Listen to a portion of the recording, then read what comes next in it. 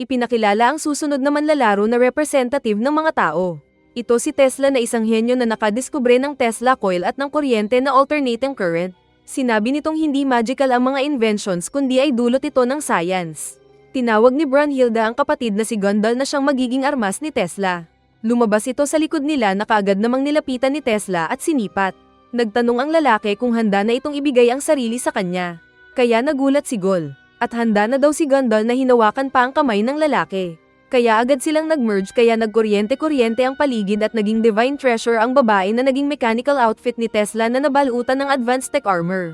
At sinabi nitong tatalunin ang mga gods gamit ng science. Ipinakita naman ng nakalipas na Beelzebub na iniiwasan ng mga kasama niyang gods dahil alam nilang may dala itong sumpa ni Satan. Kapag may mapapalapit daw kay Beelzebub ay bigla kasing nawawala ang puso nito na parang inaswang. Habang nakaupo siyang mag-isa at pinapakain ng isang tupa na may pakpak, ay may dumating na tatlong anghel na sina Azazel, Samael at Lucifer. Kinakausap ng tatlo si Beelzebub at pilit itong pinapatawa ng kani-kanilang mga jokes saka pa tumatawa ang mga ito. Pero seryoso lang si Beelzebub na sinabing umalis na ang tatlo at iwan na muna siyang mag-isa. Lumapit si Lucifer kay Beelzebub at nagtanong kung bakit. Sinabi ni Beelzebub na may sumpa kasi siyang dala ni Satan. Sumagot si Lucifer na hindi totoo si Satan at huwag itong seryosohin dahil wala namang nakakita dito. Pero sinabi pa rin ni Beelzebub na iwan na siya. Sinabi ni Lucifer na gusto siyang maging kaibigan ng tatlo. Saka nag-post ang mga ito na parang Powerpuff Girls na umiilaw-ilaw pa. Sinabi ni Azazel na huwag mag-alala si Beelzebub sa mga sasabihin ng mga tao. Tapos walang pakialam na nag-charge at umutot ng malakas sa harap ng mga naroon. Kaya hindi napigilan ni Beelzebub na mapatawa ng mahina. Subalit nahuli na siya ni Lucifer at sinabing sumama na ito sa kanila at danasin ang buhay ng may kabarkada. Kaya sumama si Beelzebub na hinila ni Lucifer. Nagpunta sila ng garden at nagnakaw ng mga apple na ipinahawak kay Beelzebub. Ngunit dumating ang mga guards na nagagalit na sinabing bawal ang pagnanakaw ng mga apple doon. Pero tumakbo na ang mga loko-loko ang angels. Nag-hangout sila at nag-wall-wall. Pagsapit ng gabi ay nag-bonfire silang magkakasama at masaya silang lahat maging si Beelzebub na tumawa-tawa na din at pumapalakpak. Sa isip niya ay ang saya palang maging masaya. Pero nang magising siya mula sa pagkakatulog sa gabing iyon ay nakita ang dugo sa lupa at napuno din ng dugo ang damit niya. Pero mas nagulat siya nang makitang tigok lahat ng mga naging kaibigan niya na may butas ang kani-kanilang mga dibdib at dilat ang mga mata. Kaya napasigaw si Beelzebub saka din napaluhod. Naalala niya ang sumpa dulot ni Satan sa buhay niya kaya inakala niyang nasa paligid ang dyablo. Nagagalit si Beelzebub dahil sa pagkamatay ng mga kaibigan niya at sinabing alam na ang goal sa buhay. Ito ay ang pagpatay kay Satan kaya nangako itong hahanapin si Satan at papatayin ito. Mula noon ay inilaan na niya ang buhay sa pag-research kung saan niya makikita si Satan. Habang nasa isang library ay may lumapit na babae na hinahanap daw talaga siya at nagsalita. Pero parang walang naririnig si Beelzebub na patuloy lang sa pagsusulat. Nang hinawakan ng babae ang mukha nito saka lang siya tumigil. Nagpakilala ang babae na siya si Lilith at alam nitong hinahanap ni Beelzebub si Satan. Sinabi ni Beelzebub na huwag siyang istorbohin ng babae saka din ito naglakad palayo.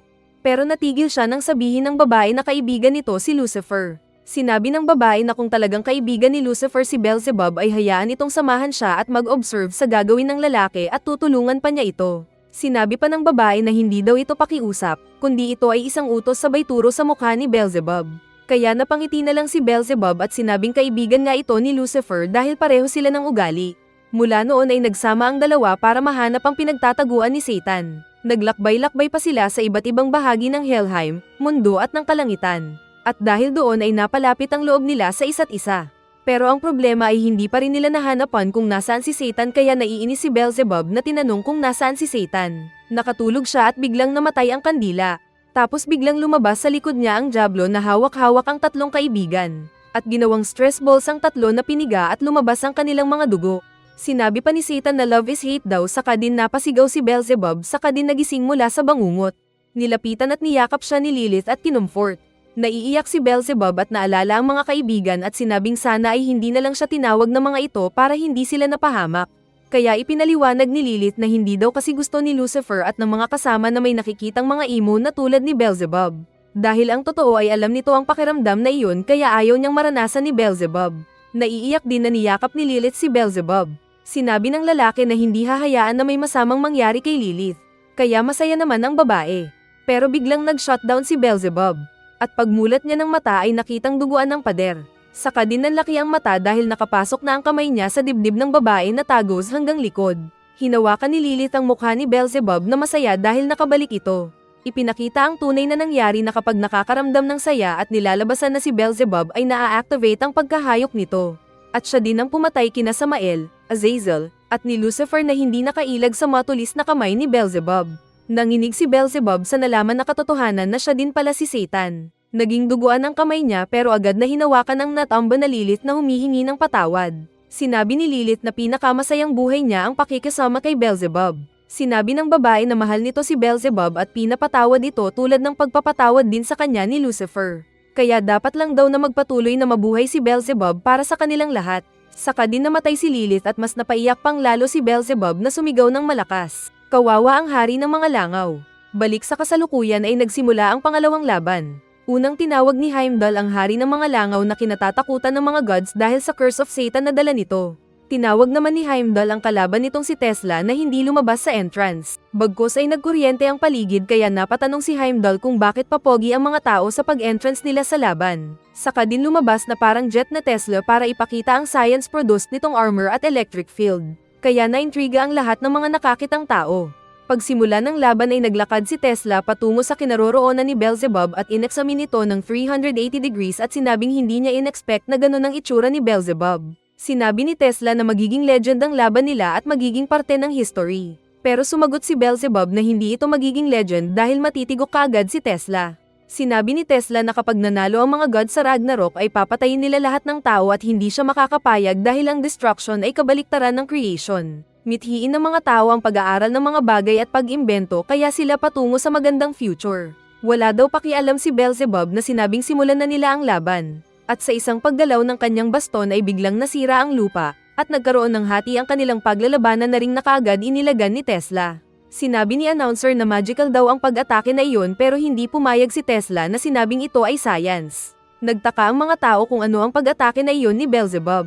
At sumagot sina Galileo at Thomas Edison na kasama sa audience na ito ay isang vibration effect.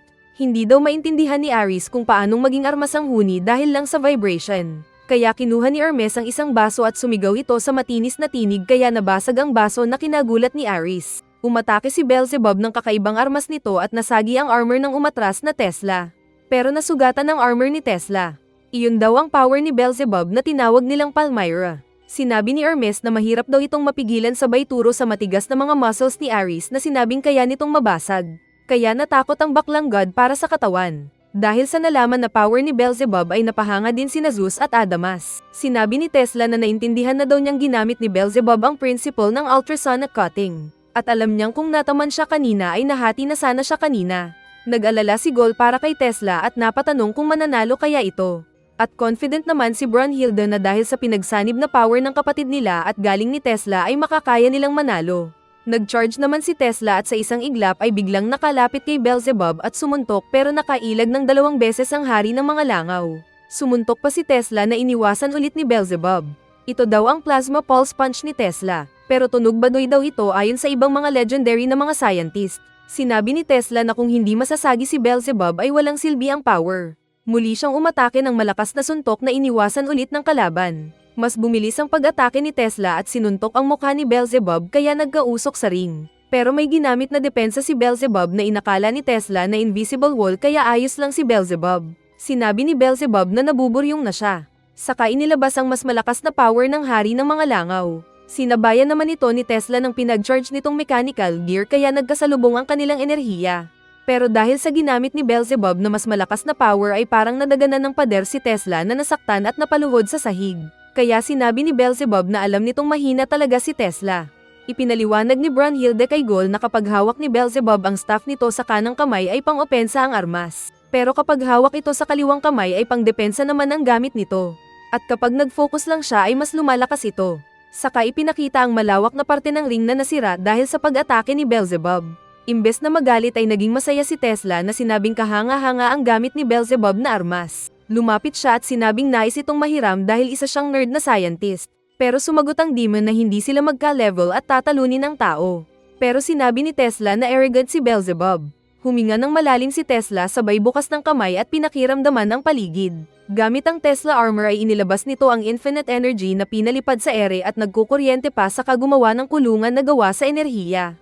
Tinawag niya itong Gematria Zone. Dahil sa nakita ay nagugulat ang mga napapatanong na audience kung ano iyon. Saka pa nag-levitate gamit ang armor si Tesla dahil sa epekto ng kulungan na ginawa niya.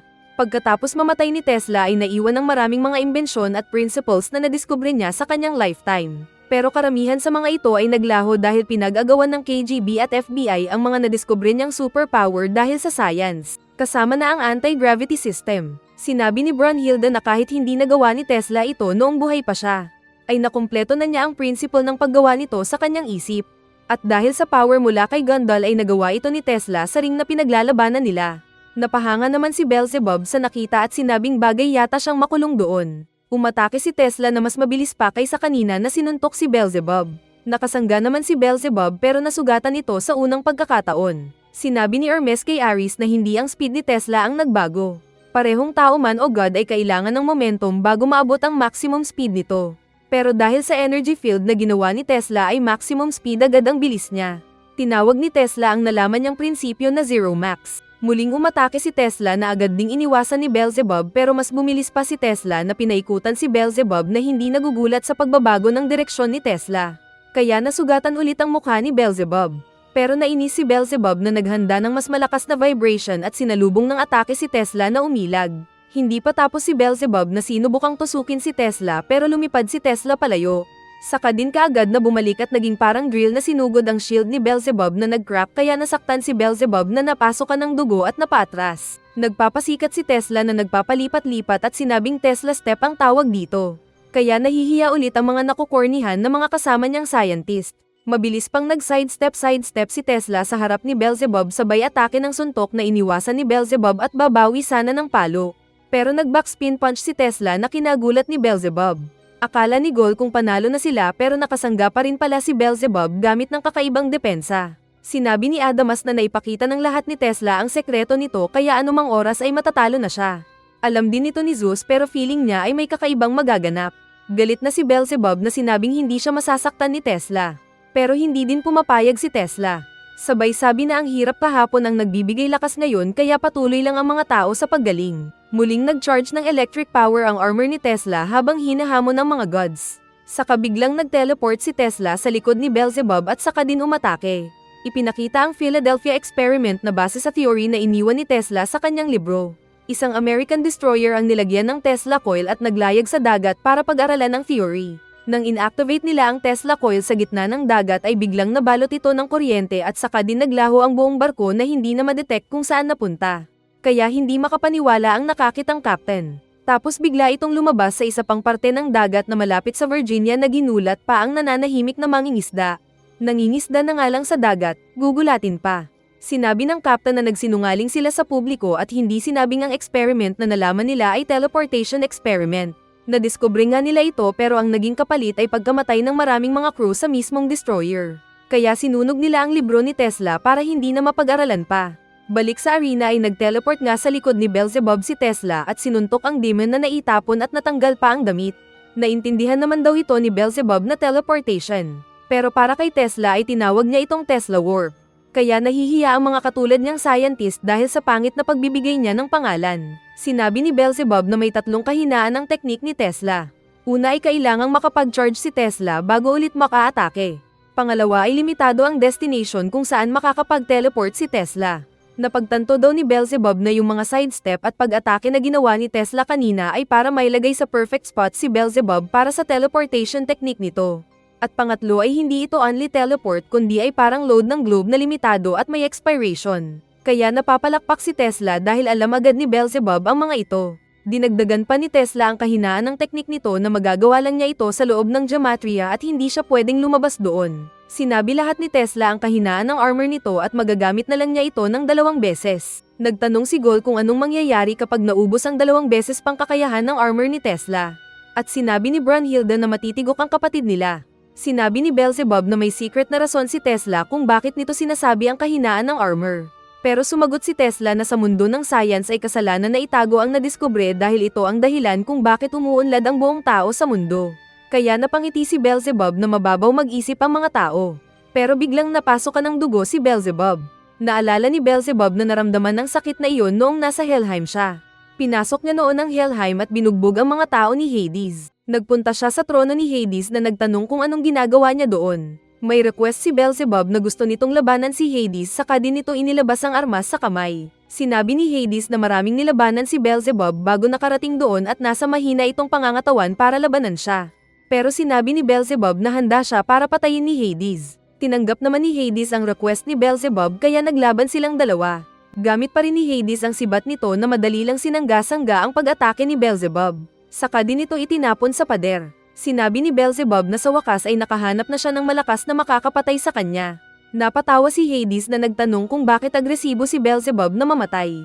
Nag-charge si Beelzebub para ilabas ang blade at sinubukang saksakin ng dibdib pero naglaho ang magic blade nito. Sinubukan daw niyang magpakamatay pero hindi siya hinahayaan ng katawan dahil sa sumpa noon ni Lilith na huwag itong mamatay, pero nagdurusa siya. Hiningi niya ulit kay Hades na patayin siya para matapos na ang paghihirap nito. Ngunit hindi daw gusto ni Hades at sinabing hindi sumpa ang sinambit ng babae sa kanya kundi ay dasal para mamuhay siya ng payapa. Sinabi ni Hades na subukan ni Beelzebub na sundin ang utos ni Lilith na mabuhay. Pero kung gusto pa rin ito ng laban ay bumalik lang siya kahit anong oras. Saka din umalis si Hades at iniwan ang napaisip na Beelzebub. Nagtatanong siya sa mga dating kaibigan kung anong gagawin sa buhay na feeling ay walang saysay. Pagkatapos pa ay muling bumalik si Beelzebub sa trono ni Hades na inakala kung gusto na nitong mamatay. Pero sinabi ni Beelzebub na hindi karapat-dapat si Hades para patayin siya. Kaya nainis si Hades. Pero nang sinabi ni Beelzebub na napagtanto niyang dapat mabuhay siya ng matagal na panahon para maghirap, ay saka natawa si Hades. May ibinigay si Hades na bungo na armas. Ito ang staff ng Apophis na nababagay daw sa power ni Beelzebub. Nagtanong si Beelzebub kung bakit naging concern si Hades sa kanya. Kaya sinabi ni Hades na problema niya ang 3 kapatid. Pero may dumating na isa pang naging dagdag niyang problema. Kaya binigyan si Beelzebub ng stuff para hindi kaagad mamatay. Dahil sa naalala ay mas nagalit si Beelzebub dahil kasalanan daw ni Hades kung bakit hindi na siya makontento na gusto lang mamatay. Kundi ay gusto na niyang maubos lahat ng mga tao. Inactivate niya ang buong lakas hawak ng armas na bungo at nag-charge ng itim na aura. Sinuntok pa siya ni Tesla gamit pa rin ng advanced tech weapon pero napa-atras lang si Beelzebub na patuloy lang sa pag-charge. Nang makita ni Zeus ang ginagawa ni Beelzebub ay pinatigil ito. Ngunit huli na ang lahat dahil inactivate na ni Beelzebub ang teknik nitong chaos. Kaya nagkaroon ng napakatinding purple na liwanag, nakita ng mga manunood. At kasunod ang black energy ball sa buong ring na sumabog ng malakas kaya nagkalindol at nawasak ang ring. Saka din ipinakitang nasaktan si Tesla kasama ang Valkyrie na armas nito. Sinabi ni Adamas na hindi pa nakita ang teknik na ito. Kaya ipinaliwanag ni Zeus na pinag-combine ni Beelzebub ang right at left attack and defense nito kaya nagkaroon ng mas malakas na kapangyarihan. Pero ang side effect lang nito ay masasaktan din ang sino man na gumamit ng magic na iyon. Kaya nasaktan din si Beelzebub. Nakaligtas naman si Tesla dahil isinakripisyo niya ang isang malakas pa nitong pagsuntok para madepensahan ang sarili. Kaya nasira ang isa pa niyang alas. Sinabi ni Beelzebub na malakas man daw si Tesla pero mamamatay na ito.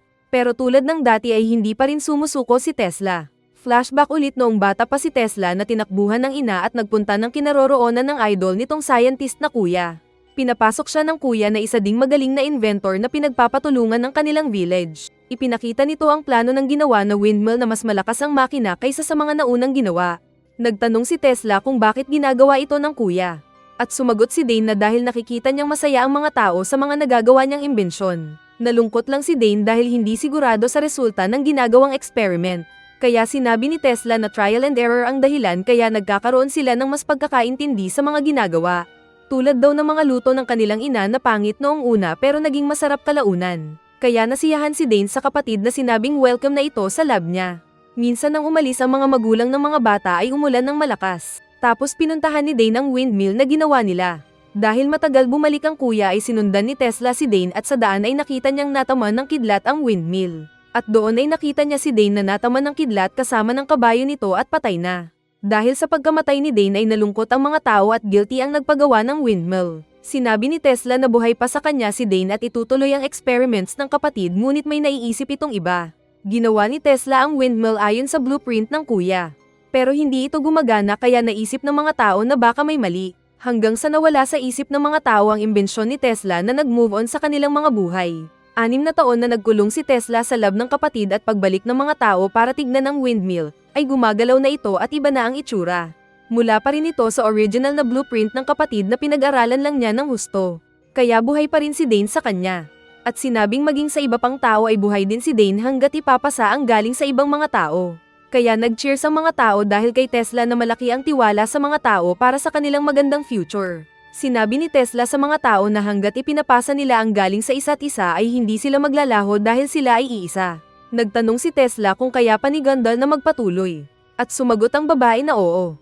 Muling nag-charge ang armor ni Tesla at gumawa ng Gematria Zone at nag-sidestep para malapitan si Beelzebub na sumangga sa pag-atake. Nagpaikot-ikot si Tesla kay Beelzebub na umatake saka din mabilis na umilag sa counter ni Beelzebub kaya inakala nilang pinaglalaroan ni Tesla ang kalaban. Sinabi ng naiinis na Adamas na gamitin ulit ni Beelzebub ang chaos power nito. Ngunit sumagot si Zeus na hindi na niya kaya. Mabilis ang pagpapaikot-ikot ni Tesla kay Beelzebub na naghihintay lang ng pagkakataon. Nag-alala si Ares na baka gamitin ulit ni Tesla ang teleportation attack nito.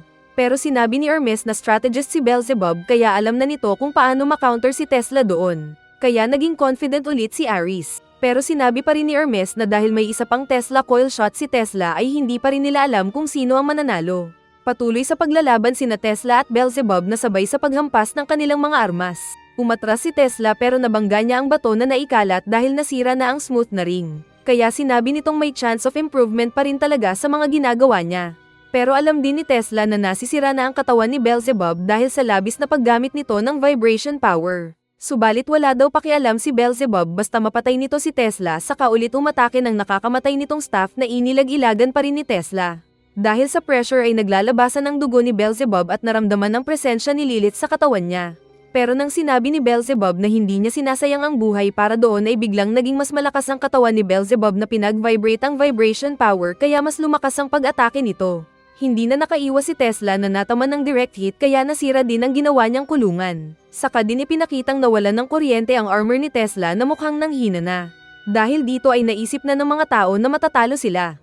Pero napasigaw si Tesla na sinabing magnificent ang nalaman na teknik ni Beelzebub.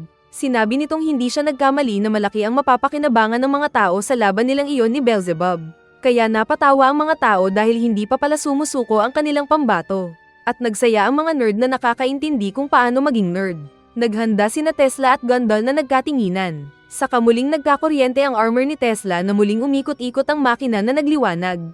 Muling pinag-charge ni Tesla ang armor at mga kamao nito para ipagpatuloy ang pag-advance ng human science. Kaya napabilib ang mga tao na muling nabigyan ng lakas ng loob at pag-asa at nag-cheer sila para kay Tesla. Pinapanood naman sila ni Jack at ng chicks nito. Masaya ang Valkyrie dahil may pag-asa pa sila. Pero napapatanong si Jack kung ano nga ba ang makakasira sa shield ni Beelzebub. Muling umatake si Tesla nang nagkukuryente nitong suntok na sinangga ulit ni Beelzebub. Pero nagpatuloy lang si Tesla sa pagsuntok-suntok ng parehong mga kamay na parang suntok lang ni Pacquiao. Samantalang nakatutok lang naman ang shield ni Beelzebub na hawak nito sa kaliwang kamay.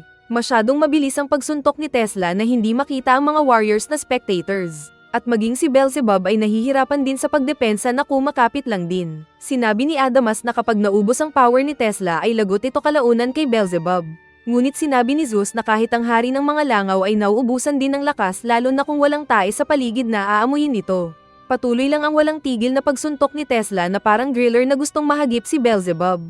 Suspense para sa parehong mga tao at gods kung anong resulta ng kanilang pinapanood na tagisan ng lakas ng mga nasa ring. Proud naman ang mga scientist na sinabing kinakalaban daw ng imbensyon nila ang mga fake gods. Nag-charge ulit si Tesla kaya mas malakas na nagkuryente sa ring. Susuntok pa sana si Tesla pero walang ano-ano ay nalubat na siya at nagsuka ng dugo sa kapanatotamba. Napagtanto niyang naapektuhan siya ng vibration ng chaos na pag-atake ni Beelzebub kanina.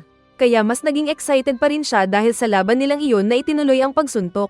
Ngunit tinulak siya ng samalubong na depensa ni Beelzebub kaya napa-atras si Tesla na natamba. Balak siyang tapusin ni Beelzebub gamit ng natural na power sa kanang kamay na marami ng tinusok.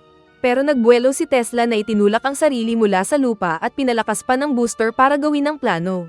Nagkasalubong sila na parehong aatake. Pero biglang nagtago si Bakla Zebub sa shield ng staff nito. Ngunit biglang naputol ang kamay ni Tesla na naglaho na ikinagulat ng lahat ng mga nanonood na napangangapa.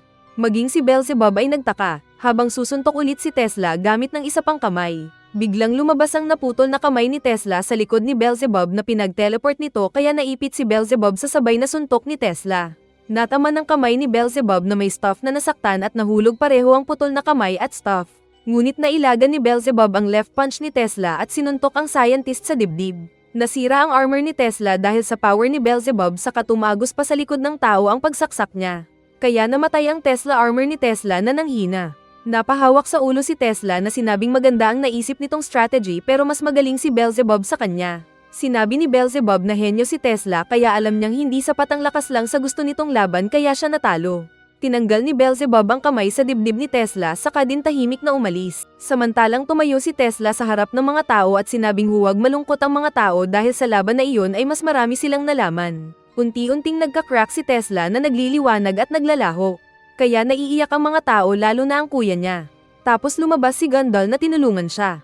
Ipinahabol pa ni Tesla ang mensahe nito na hindi matatalo ang mga tao hanggang hindi sumusuko. Saka din naglaho sina Tesla at Gundal na nagkabitak-bitak na nagliwanag. Natalo man ang mga tao pero nag-cheer sila habang lumuluha.